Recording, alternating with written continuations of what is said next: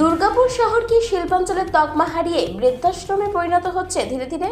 দিন কয়েক আগেই দুর্গাপুরের সৃজনী হলে শিল্পপতিদের সাথে এক আলোচনা সভাতে এমনই মন্তব্য করেছিলেন দুর্গাপুর নগর নিগমের প্রশাসক মণ্ডলীর চেয়ারপারসন অনিন্দিতা মুখোপাধ্যায়। শিক্ষিত ছেলেমেয়েরা রুটি রুজির টানে দুর্গাপুর ছাড়ছে, আর তাদের বৃদ্ধ বাবা মা একাকিত্বকে সঙ্গী করে দিনের পর দিন বসে থাকে এই শহরের দুই প্রান্তে। তাই শিল্পাঞ্চল নয়, দুর্গাপুর এখন বৃদ্ধাশ্রমে পরিণত হয়েছে। দুর্গাপুরকে বৃদ্ধাশ্রম বলার অনিন্দিতা মুখোপাধ্যায়ের যুক্তিটা ছিল ঠিক এই রকমই। ছিলেন তিনি, এবং তার সাথে যিনি ছিলেন লাবণ্য গোপাল ঘটক, শ্রদ্ধেয় লাবণ্য গোপাল ঘটক। তখন নতুন নতুন এসেছি, সেই সুবাদে বাবার সঙ্গে বিভিন্ন জায়গায় যাওয়ার সুযোগ পেয়েছিলাম। যেটা এখন আয়ালস্টম বলে, সেটা তখন এবিএল বলা হতো। ফার্টিলাইজার ছিল, এমএমসি ছিল, ডিপিএল ছিল। বাবার সাথে প্রত্যেকটি জায়গায় যেতাম আর দেখতাম সেটা কত সমৃদ্ধ, কত সুন্দর, কত মানুষ, সব মানুষ কাজ করেন, চারিদিক সবুজ, সবাই একটু সুখী। পরে আস্তে আস্তে দুর্গাপুর দেখলাম শিক্ষা নগরী হয়েছে, স্বাস্থ্য নগরী হয়েছে, সংস্কৃতি নগরী হলো, ক্রীড়া নগরীও হয়েছে। কিন্তু শিল্প নগরী বলে খ্যাত যে দুর্গাপুর, সেই শিল্প নগরী বলে আর দুর্গাপুর কিন্তু রইল না।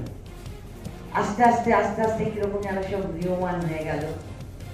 বিশেষ করে বিধাননগর সিটি সেন্টার এলাকা, আপনারা সবাই জানেন, সবাই আশেপাশে থাকেন, ওটা পুরো বৃদ্ধাশ্রমে পরিণত হয়েছে। কেন? এখানকার ছেলেমেয়েরা পড়াশোনা করে, ভালো ভালো গোল্ড মেডেলিস্ট ছেলে মেয়ে সব দিক দিয়ে, কিন্তু কেউ এখানে আসতে চান না। তারা হয় ভারতবর্ষের বাইরে কিংবা ভারতবর্ষের অন্যান্য জায়গায় গিয়ে প্রতিষ্ঠিত হয়। বাবা মা এখানে একা পড়ে থাকে বৃদ্ধাশ্রমের মধ্যে।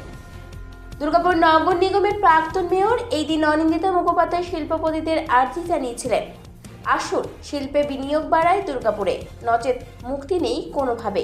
দুর্গাপুরের প্রাক্তন মহানগরীকের এই মন্তব্যকে সমর্থন করলেন এই শহরের সমাজকর্মী থেকে শিল্পপতিদের একাংশ। না, আমি অনিন্দিতার সঙ্গে স্বাভাবিকভাবে একমত। মানে উনি যে অর্থে বলতে চেয়েছেন দুর্গাপুর বৃদ্ধাশ্রম হয়ে উঠছে, সত্যি সত্যি হচ্ছে কি, আসলে আমাদের কারখানা শহরে না চাকরি বাকরি বলো বা জীবিকা অর্জনের যে রাস্তাগুলো, সেগুলো খুব কমে গেছে। ফলে নতুন প্রজন্মের যারা ছেলে মেয়েরা তারা এই জীবিকার সন্ধানে অন্য জায়গায় চলে যাচ্ছে। এখন এখানে বয়স্ক মানুষ যারা মা বাবা, তারা থেকে যাচ্ছেন। তো সেটা এক অর্থে বৃদ্ধাশ্রমী, মানে বৃদ্ধাশ্রমের চেহারাটা আলাদা হয়। এটা হচ্ছে যে কারখানার শহরের চরিত্রটাই পাল্টে গেছে। এই চরিত্রটা পাল্টে যাওয়ার পিছনে না দুটো তিনটে কারণ আছে। আমি অনিন্দিতার কথার সঙ্গে একমত হয়ে দুটো বলতেই হবে। একটা হচ্ছে যে আমাদের দৈনন্দিন প্রয়োজনের দিক থেকে যেটাকে আমরা ইদানিং সার্ভিস সেক্টর বলি, সেটার প্রসারটা তো বেশি হয়েছে। জীবিকা অর্জনের ক্ষেত্রে সেগুলো খুব ভালো জায়গা না, কারখানা বড় হলে যেটা সুবিধা হয়। আর ইতিমধ্যে কারখানা শহরের বদলে দুর্গাপুর এখন ধরো শিক্ষা কেন্দ্র বা হাসপাতাল ইত্যাদির দিক থেকে অন্যরকম চেহারা হচ্ছে। কিন্তু সেই সব জায়গাগুলোতে যেসব চাকরি বাকরি, কারখানার চাকরি বাকরির সঙ্গে তার তুলনা হয় না। ফলে একটা কথা আমি একমত একদম, যে দুর্গাপুর বৃদ্ধাশ্রম হয়ে যাচ্ছে ক্রমশ। বিভিন্ন জায়গায় তুমি যে কোনো রাস্তা দিয়ে হাঁটো, সেই স্টিল টাউনশিপ বলো, বিধাননগর বলো, সিটি সেন্টারে দেখবে বয়স্ক মানুষের ভিড়, আর তরুণ ছেলে মেয়েরা তারা জীবিকার সন্ধানে অন্য শহরে চলে যাচ্ছে। ভিডিও ক্লিপ শুনেছি, শুনে আমরাও আজকে বুঝতে পেরেছি কি উনি যে সত্যি কথাটা যে তুলে দিয়েছেন, যেটা আমরা দীর্ঘদিন থেকে অনেক দিন থেকে বলে এসেছি। আমরাও চাই একটা দুর্গাপুর আমাদের পশ্চিম বর্ধমানে একটা নতুন জায়গা তৈরি হোক। তার রিজন আছে কি, আমরাও চেষ্টা করছি সরকার সঙ্গে কাঁধা থেকে কাঁধা মিলিয়ে কাজ করার জন্য।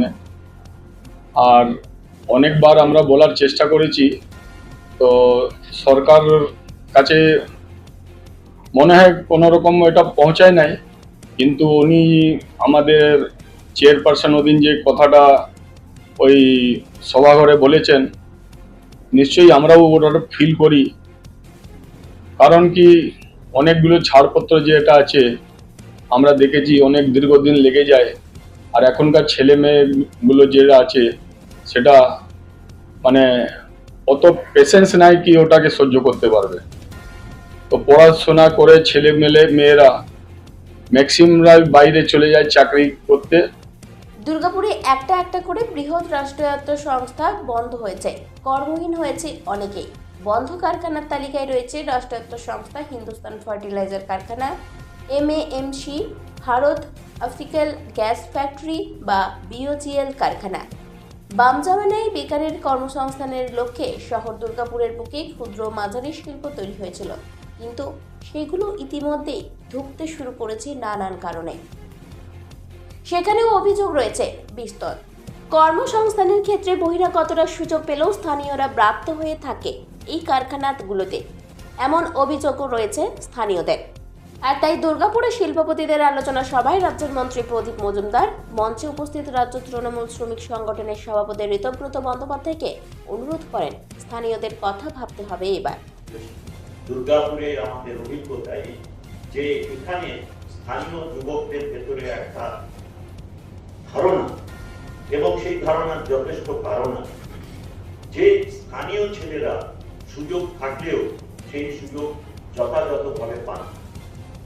এর প্রতিকার হিসেবে আমার অনুরোধ, অবশ্যই আমার এখানে রাজ্যের সভাপতি এবং আমাদের সাংসদ মাননীয় শ্রী ঋতব্রত ব্যানার্জি আছেন, তিনি বলবেন।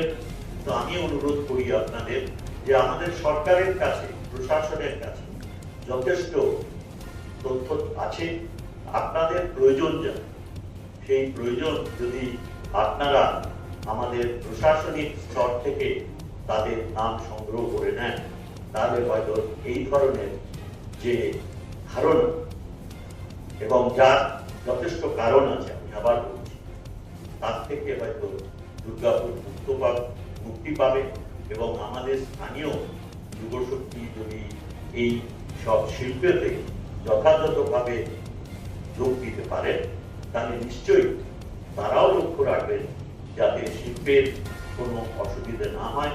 আমরা কিন্তু এরপর কি হবে দুর্গাপুরের?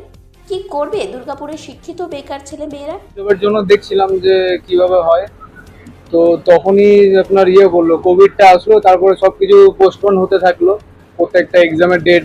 তারপর একটু ভরসা একটু হারাচ্ছিলাম। তো আমরা মিডিল ক্লাস ফ্যামিলি, তো আমাদের কি টাইম ওয়েস্ট করা যাবে না। তো কম টাইমের মধ্যে যেন আমরা জিনিসটাকে করে যেন একটা ইনকামের সোর্স যেন আমাদের হাতে থাকে। এখন আমরা বিজনেস করছি, এটা একটা কফি টি শপ, একটা ক্যাফেটেরিয়ার মতন করা হয়েছে। তো দুর্গাপুরের প্রাক্তন মেয়র অনিন্দিতা মুখোপাধ্যায়ের কথা ভাবি বৃদ্ধাশ্রমের তকমা কাটিয়ে শিল্পের বিকাশ ঘটবে দুর্গাপুরে। আবার কি ডক্টর বিধানচন্দ্র রায়ের স্বপ্নের শহর দুর্গাপুরে বন্ধ কারখানার দরজা খুলবে? যাবতীয় জটিলতা কাটিয়ে স্বমহিমায় ফিরবে দুর্গাপুর? অনেকেই বলছে শহর দুর্গাপুর অভিভাবকহীন হয়ে পড়েছে, আর দুর্গাপুরবাসীর কাছে বড় সমস্যাটা হয়ে দাঁড়িয়েছে এখানে। দুর্গাপুর থেকে অনুরাধা সেনগুপ্তার রিপোর্ট, খাঁটি খবর।